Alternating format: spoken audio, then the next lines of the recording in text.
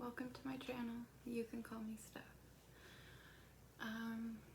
I wanted to make a video today about my experience with MAiD. I think this is a really important topic right now. And sorry, I'm wearing my top from yesterday. I've had a really rough 2 days, so I just kind of threw on a sweater, and I was supposed to have my scan today, but last night and this morning and leading into this afternoon I had a fever and just wasn't up for it. So it's been rescheduled, and I'll just, until then, have to deal. So I wanted to talk about MAiD because it's something that I personally have always believed in. I watched both my grandparents, well, all three of my grandparents, I've watched pass away from cancer, and it's one of the most difficult things you will ever do, is watch someone you love die in front of you. And so I've always believed that we should have the choice.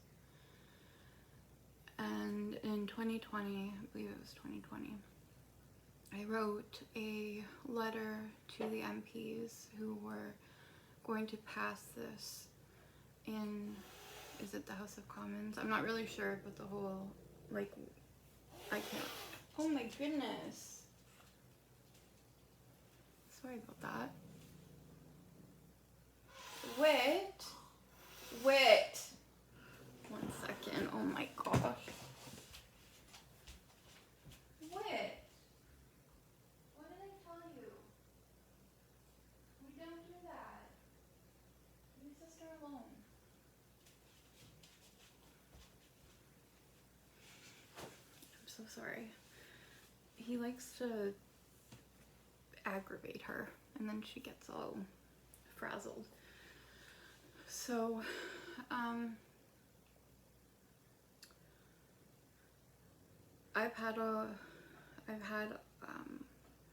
so I wrote a letter to the MPs that would be passing MAiD, and to have it read out. MAiD was passed. I don't know if my letter had anything, probably didn't, but I was very for people having the choice to end their life if they were already dying, and wanted the dignity of going out before things got really bad. And then when I got diagnosed, I always said to my parents that if I couldn't breathe on my own, or we couldn't control my pain, that I didn't want to continue.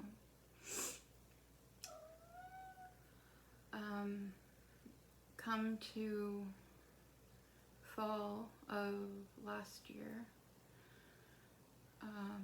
I was in the lowest place I've ever been mentally, and I just couldn't take it anymore. And I told my parents I wanted to apply for MAiD. I told friends and family that I wanted to apply for MAiD. One thing that people don't talk about when they're going through all of this is the roller coaster of emotions that you go through. Changing your mind, there's nothing wrong with that. Your life is important. And we should be able to change our minds on things. So I was ready to, I had asked my doctor to refer me. And I was ready. And then I want to say about a month or two after I asked my doctor to send me, I told my best friend. And I have a few friends who are doctors and nurses in the healthcare field. And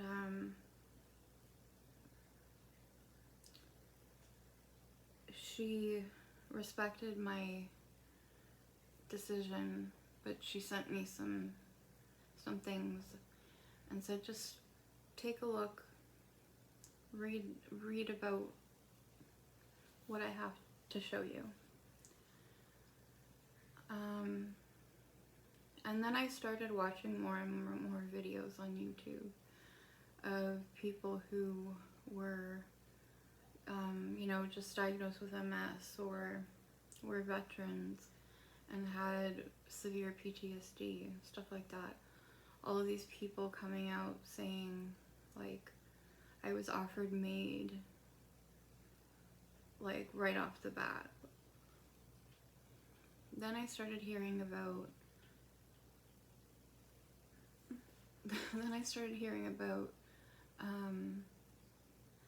that they were trying to change everything so that parents could use MAiD for their children who were struggling with severe diseases, and I don't know where I stand on that one.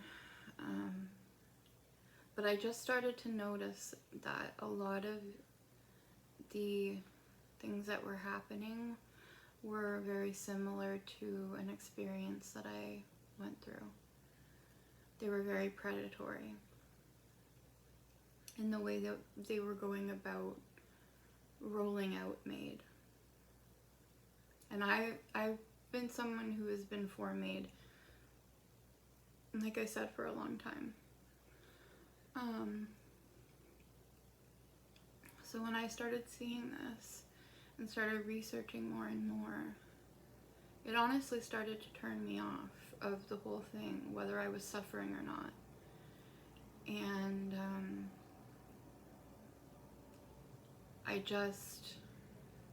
I couldn't get behind it. I couldn't.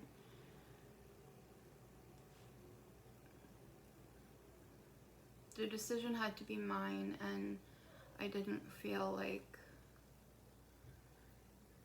I felt like, if I had more supports at home, like there were things that I could do to change how I was feeling. And so I started on this journey of, one, getting to know myself more, and also trying to make my life better. I started learning about trauma responses and how there are things like clutter. Clutter is a trauma response. What's that word about putting things? Procrastination is a trauma response. Not saying that everyone who procrastinates,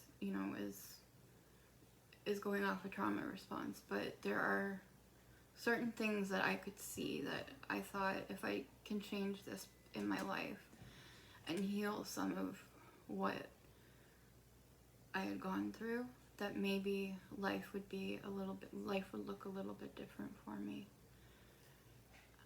And so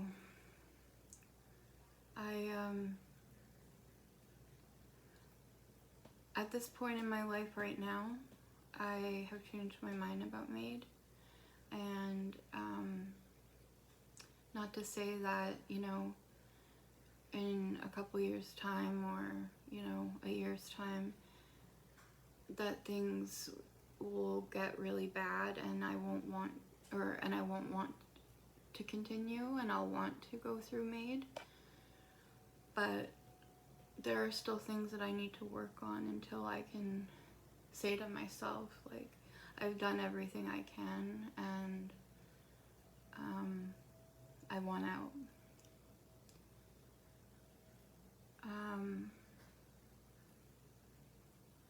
Something I don't talk much about is the sexual assault that I went through as a child.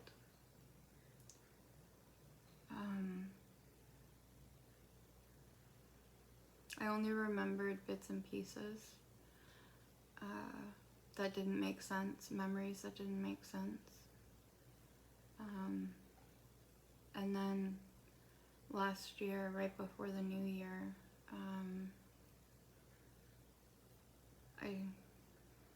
let's just say I found out that what my memories were accurate. And it was like all the dots connected, and all the things I went through as a child, and like thinking I was so different, and I couldn't relate to anybody, and all the depression I experienced in my early teenage years, and the self-mutilation, all of that was around the time that the sexual assaults on me started by someone who I should have trusted.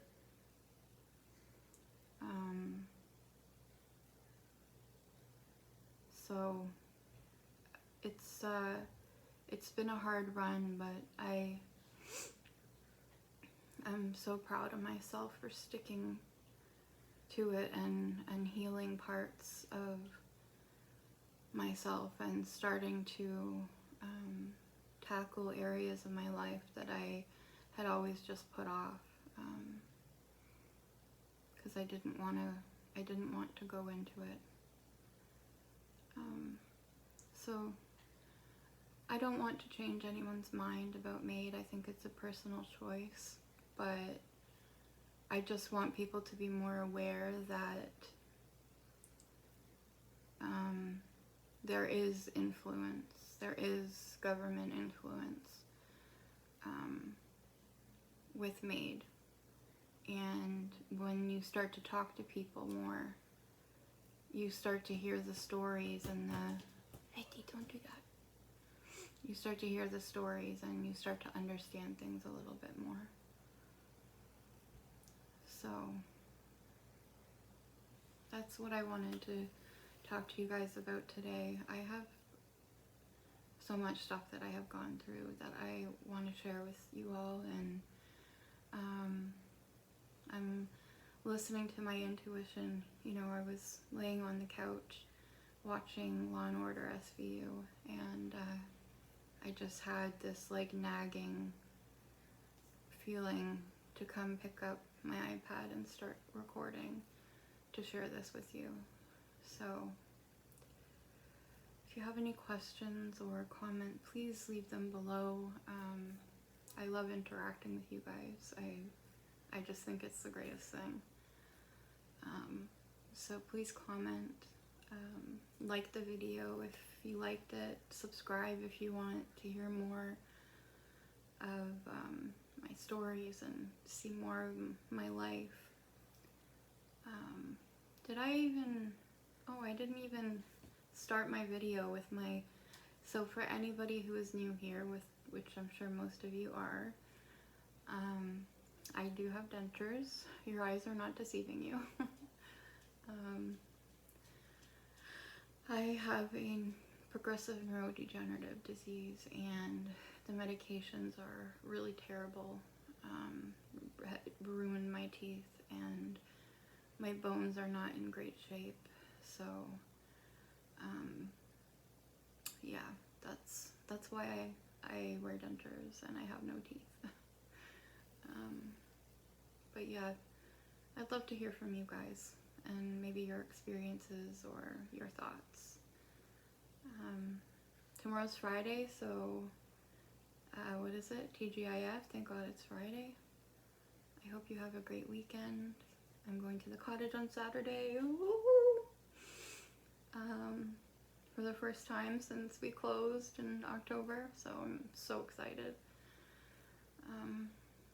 But yeah, that's it. Thanks so much for watching, and I will see you guys in the next one. Love you.